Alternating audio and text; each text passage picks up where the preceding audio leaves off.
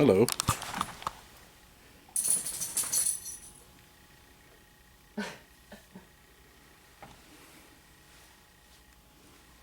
You would never know from outward appearance what my Grandma Phyllis is capable of.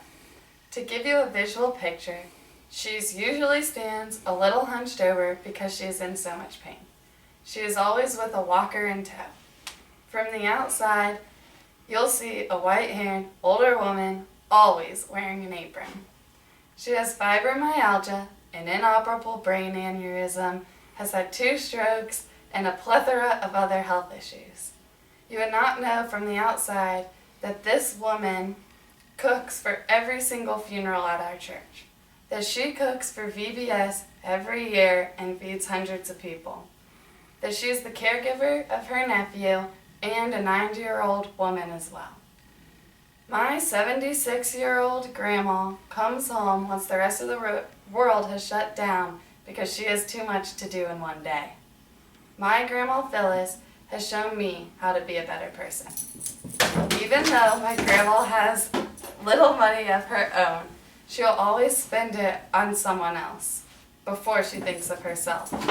I complain that I don't have enough money to go out to the movies or buy new shoes. I've never heard my grandma complain once, even when she doesn't have enough money to buy the medication she needs. My grandma will use the last penny she has to buy food for her nephew, even if that means not being able to have enough for her own. Yet, I get upset when I don't have enough money to go out to a nice restaurant, even though I have food at home ready to eat. She'll think about others before she thinks about herself in any situation. As Theodore Roosevelt said, do what you can with what you have where you are. My grandma truly lives by this. One way that she uses what she has is by cooking. My grandma is the best cook I know. Everyone at my church knows her because of her delicious food. She'll be in the kitchen cooking for hours, even if she's in pain. She pushes through it all and works harder than any person I know. If you ask her to cook for an event, you'll receive one answer, and it's always the same. Yes, of course, I would love to. It's that answer, whether she has the money to cook or not, she has the time, or even if she really doesn't even feel like cooking. She works through it all to feed everyone she knows.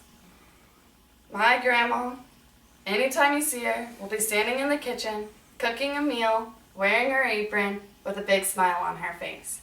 Her goal is to feed people with delicious food and put a smile on their face.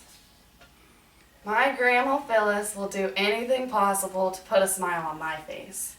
Even when putting a smile on my face causes her pain or is almost physically impossible, she does it anyways. One winter morning, I woke up to see that the 6 inches of snow that had fallen that night were off my car. I was elated because I hate cleaning snow off my car. As I looked around, I figured my dad had done it before he went to work. But I saw my grandma standing there with a blue broom in her hand, pushing the snow off my sister's car. She will literally do anything to put a smile on my face. She spent an hour cleaning off the cars in the cold, in the snow, just to let my day start out great. Someone on the outside looking at my Grandma Phyllis would only see how physically demanding and hard all the work she does is. To her, all she sees is love. My grandma does all of this out of the kindness of her heart just to show love. She is truly a servant of God and lives out her life for Jesus. All my friends tell me how lucky I am to have such a compassionate grandma that loves me unconditionally. I agree and I thank them, but I tell them it's because she's an angel. My grandma is not only my angel, but an angel to so many. She is definitely an inspiration as well. I have learned to think of others before myself, even if it means not getting all that I want. She has inspired me to live a life of love, thinking of others. Not only this, but every step of the way, remember Christ. My grandma has taught me to live by the words of Gordon Hinckley, try a little harder to be a little better.